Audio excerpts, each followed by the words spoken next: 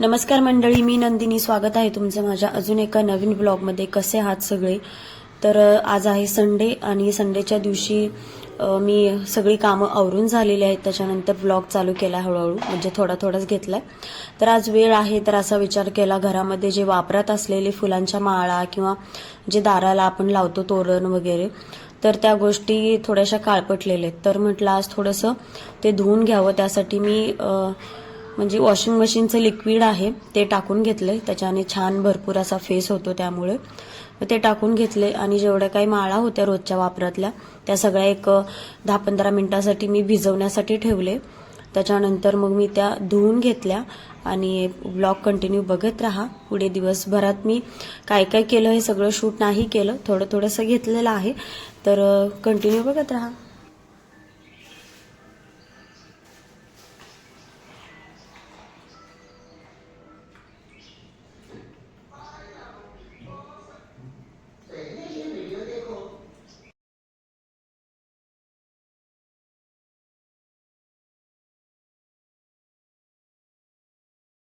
चला, तर आता हे सगळं धुवून झालंय स्वच्छ, मस्त बघा पांढरे शुभ्र झालेत धुतल्यानंतर.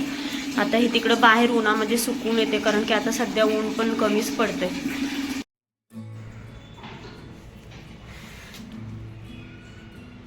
काय बनवलंस? स्पायडरमॅन.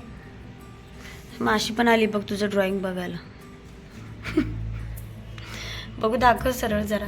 झालंय पूर्ण का अजून व्हायचं आहे? ड्रॉइंग भारी आहे कोणाला तुझी. चल चालू दे, मला जायचंय लोणी काढायला. चल मी जाते, तुझं कर कम्प्लीट.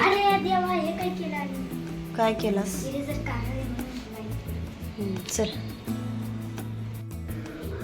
चला, तर लोणी काढून झालेलं आहे आणि मिक्सरमधूनच काढते मी लोणी. आणि ह्याच्यामध्ये आता थंड पाणी ओतलंय, कारण की सगळं स्वच्छ लोणी आपल्याला धुवून घ्यायचं. त्यासाठी हे बघा, इकडं साईडला पाणी दिसत असेल, मी याच्यामध्ये गार पाणी ओतलंय. आता हे मी लोणी छान धुवून घेते, कारण स्वच्छ धुतल्यामुळं त्याच्यामध्ये खाली जास्त गाळ पण नाही येणार. त्यामुळं बघा मस्त झालंय लोणी. आणि यावेळेस थोडंच झालंय, कारण की आजारी होते त्यावेळेस 8-10 दिवस काही म्हणजे साय काढलीच नव्हती. त्यामुळं आता थोडंच झालंय, पण म्हटलं आहे तेवढं काढून घेऊया. तर चला, मी आता हे धुवून कढवून घेते. मस्त घट्ट असं पांढरं शुभ्र लोणी निघालंय. एकदम असं वाटतंय खावावं. मस्त घट्ट आहे. चमचा बघा त्याच्यामध्ये उभा राहिलाय. मस्त घट्ट आहे, एकदम गोळा निघालाय.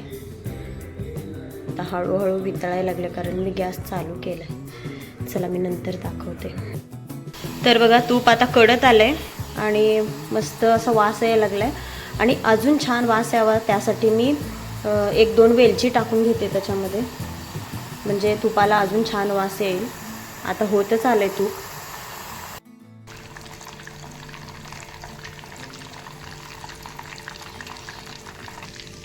तर तूप आता रेडी झालेलं आहे आणि याच्यामध्ये टाकूया तुळशीची पानं. आता हे तडतड उडलं ना चांगलं पान, की समजायचं आपलं तूप रेडी झालंय. तर ते उडतंय बघा पान. चला, झालंय आता हे.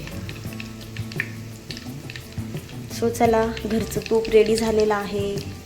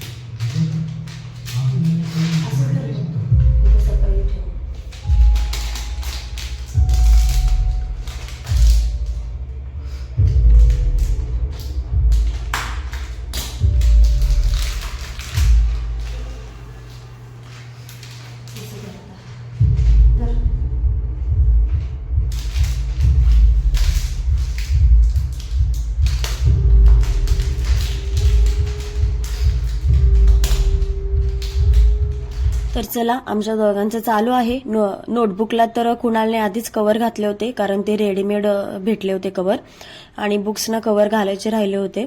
तर ते सुद्धा ट्रान्सपरंटच आणले होते, पण घालायला वेळ भेटत नव्हता. तर आज संडेच्या दिवशी सगळी कामं आवरून झाली आणि रात्री आम्ही शेवटी हे काम करायला बसलो होतो, बुक्सना कव्हर घालायचं. कुणाल पण मला मदत करत होता आणि आमच्या वेळेस एवढा सगळा काही पसारा नव्हता खरं तर, आणि असायचे, पण आम्ही शक्यतो आधी ते ह्याचे कव्हर घालायचो, वर्तमानपत्राचे. तर त्याचेच कव्हर घालायचो ना, स्टेपलर ना, म्हणजे एवढ्या सगळ्या गोष्टी आधी नव्हत्या. आता खूप साऱ्या गोष्टी आणाव्या लागतात मुलांसाठी. तर असो, आमच्या दोघांचं काम चालू आहे. आणि पुढे एक कुणालने एक काहीतरी गमतीशीर व्हिडिओ, किंवा त्याने एक ट्रान्सपरंट पेपर पासून एक काहीतरी स्क्वेअर असा बॉक्स बनवला होता. पूर्ण बॉक्स नाही, अर्धवट बॉक्स, तुम्हाला पुढे व्हिडिओमध्ये दिसेलच. पण मुलं आजकाल काय काय म्हणजे करत असतात खरंच. तर तुम्ही व्हिडिओ कंटिन्यू बघत राहा.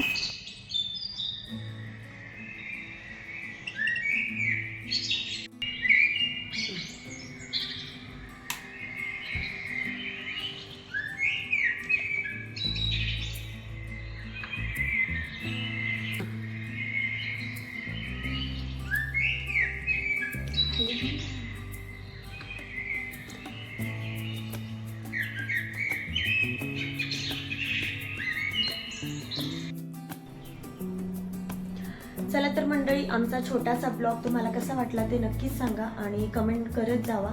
आणि चॅनलला सगळ्यांनी सबस्क्राईब करायला मात्र विसरू नका. आणि व्हिडिओ सगळ्यांनी लाईक करा, शेअर करा. आणि आमचा हा ब्लॉग तुम्हाला कसा वाटला ते तर सांगाच. आणि बघा, 4-5 दिवसाखाली पुण्यामध्ये खूप जास्त पाऊस झाला होता.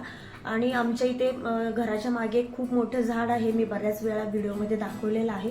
आणि आज सकाळी सुद्धा म्हणजे कोकिळेचा आजकाल इतका आवाज असतो ना की काय सांगायला नको. म्हणजे सकाळी उठल्यावर तर असतोच, सगळ्या पक्ष्यांचा आवाज असतो, त्याच्यामध्ये कोकिळेचा पण खूप जास्त आवाज असतो. आणि दिवसभर पण कोकिळेचा आवाज असतो. खूप मोठं झाड आहे, त्याच्यावरती खूप सारे पक्षी येतात आणि त्यांचा आवाज दिवसभर चाललेला असतो. आणि तर असं चला, छान वाटतं. पण कोकिळा आजकाल खूप जास्त ओरडते आणि असं म्हणतात ना की कोकिळा ओरडली की पाऊस येतो, असं म्हणतात. पण आता 2-3 दिवस झाले आता पाऊस कमी झालाय आणि खूप जास्त कडक ऊन पडायला लागलाय. तुमच्याकडे पण म्हणजे कसं आहे बघा, गावाकडच्या साईडला खूप जास्त ऊन लागतं, सिटीमध्ये पण लागतं, पण सिटीमध्ये एवढं जाणवत नाही, पण गावाकडच्या साईडला खूप जास्त ऊन जाणवतं.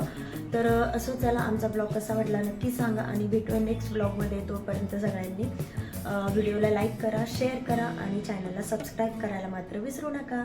चला तर मग भेटूया पुढच्या ब्लॉगमध्ये. तोपर्यंत सगळ्यांना श्री स्वामी समर्थ. Bye bye.